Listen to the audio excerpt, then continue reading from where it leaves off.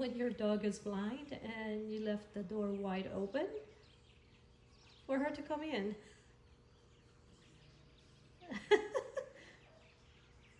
She's been complaining. She was outside and she wanted in, and now the door's wide open. Poor thing, she can't see. And I went there, I asked her, and I said, come here. And she didn't listen, and she just stayed there all by herself. Come on. Come on. Let's see what she's going to do. She's gonna come back in just a second. There you go. Good job.